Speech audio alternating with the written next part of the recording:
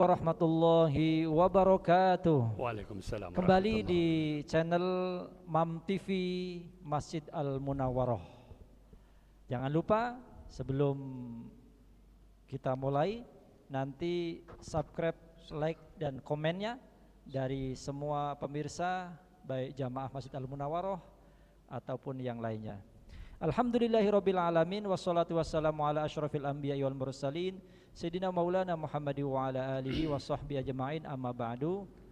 Alhamdulillah pada kesempatan pagi ini kita kembali mengudara di channel TV MAM TV Masjid Al Munawwaroh TV Kenten Permai Palembang.